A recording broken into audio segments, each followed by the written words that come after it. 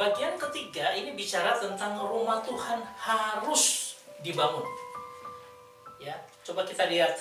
Ini adalah konteksnya ketika setelah pembuangan orang Israel, ketika Yehuda ketika mereka pulang, mereka tidak bangun-bangun rumah Tuhan, tetapi mereka bangun rumahnya mereka sendiri. Sehingga akhirnya Tuhan protes melalui Nabi Hagai untuk supaya mereka membangun. Dikatakan demikian. Jadi naiklah ke gunung, bawalah kayu dan bangunlah rumah itu. Dikatakan alu haar vehabetem es ubanu habait. Ya, jadi naik ke gunung Tuhan. Sama seperti proses yang ada di Kejadian pasal 22. Nah, kemudian pada hasilnya dikatakan aku akan berkenan kepadanya dan akan menyatakan kemuliaanku di situ. VRC bov VEK beda. Ya, jadi dikatakan seperti itu. Nah, kemudian kalau kita bertanya terus, kita akan melihat kenapa dua-duanya memberikan ekspresi bagaimana gunung Tuhan itu akan disediakan. Berarti harus dibangun akan sesuatu di gunung Tuhan. Nah, kalau Hagai mengkonfirmasi harusnya di gunung Tuhan ada bait suci Tuhan, bait Allah. Sehingga kita bertanya, kenapa harus tetap ada bait suci Tuhan harus dibangun? Nah, ini adalah kejadian di Yohanes pasal 2 ayat 17 ketika apa? Di rumah Tuhan, di bait Allah, bait kudus di Yerusalem, ada banyak sekali orang penjual-penjual itu ditaruh di situ, penyamun dan sebagainya, sehingga Tuhan Yesus murka. Nah, kita lihat ekspresinya seperti apa. Lalu murid-murid ini teringatlah murid-muridnya bahwa ada tertulis, cinta untuk rumahmu menghanguskan aku. Artinya apa? Ketika Tuhan melihat rumahnya diperlakukan seperti itu, cintanya yang berkobar-kobar menjadi cemburu yang luar biasa, lalu menghanguskan. Ya, nah dikatakan cinta ada kata selos, di mana itu kehangatan, perasaan kasih, tapi bisa juga menjadi negatif.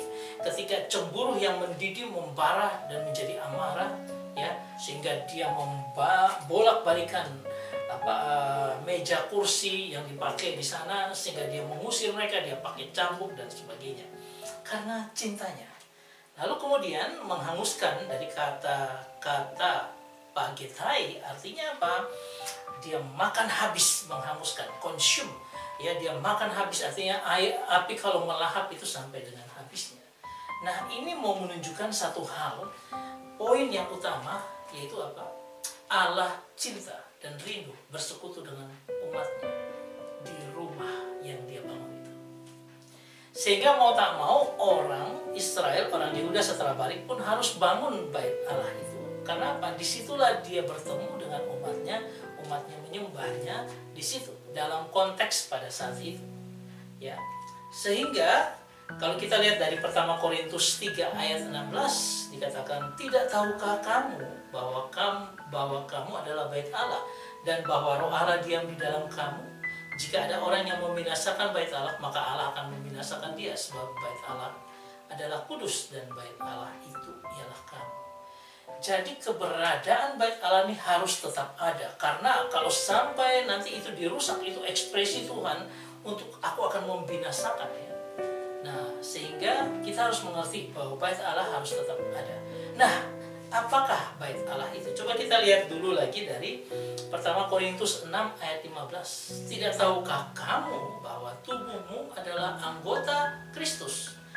Akan kuambilkah anggota Kristus untuk menyerahkannya kepada percabulan? Sekali-kali tidak. Ya. Nah, ini juga sama.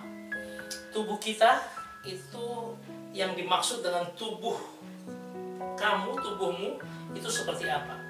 Nah, coba kita lihat bahwa di sini ada kata tahu di sini artinya perfect, artinya kamu harusnya sudah tahu, ya.